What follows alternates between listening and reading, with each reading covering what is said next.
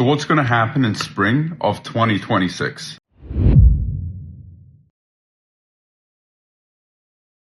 That is the question a lot of people seem to have on their lips when we're meeting with clients.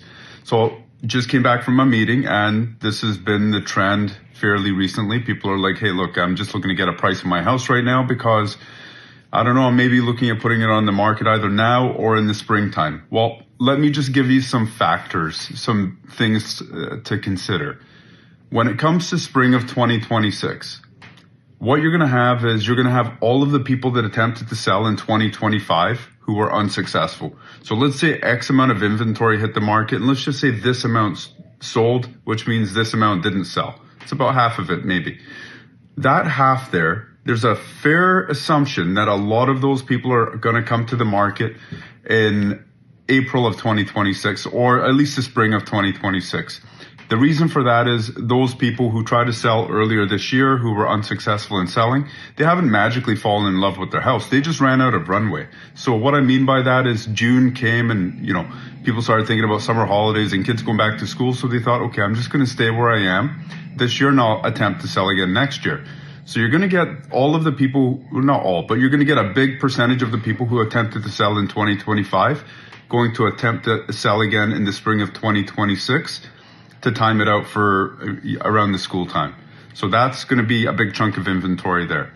Next, you're just going to get the organic 2026 sellers, the sellers that were always thinking, okay, I'm going to sell in 2026. You're going to get them now too. So you got two big categories. You got the people from 2025 going to sell in 26, plus you got the regular 2026 people. That was always their intention, and organically they were going to. The other thing we have to keep in mind is this. In 2021, more mortgages were written than any other time in history. Many of those people signed up for 5-year terms. So 2021 to 2026 is the 5th year. And although the rates have been coming down, they are not at the number that person originally signed up for. So they are likely going to get a bump in what their payment is going to be. For many people, that bump might be a little bit too much, and they may decide to put it on the market. So now you got the mortgage people, you got the regular 2026 people, and you got the 2025 people attempting to sell again. Those are 3 big categories that are likely going to hit the market in the spring of 2026.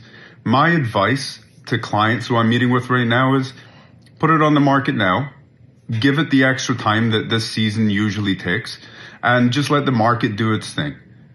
Worst case scenario, you can always try in April, but I don't know where the prices are going to be. But what I can tell you is this: when buyers have lots of choices, which they likely will in spring of 2026, that doesn't really help prices. I mean, best case scenario, prices may just stay stable. I'm not sure if we're going to get a bump, maybe in some pockets of town where you have very unique properties like,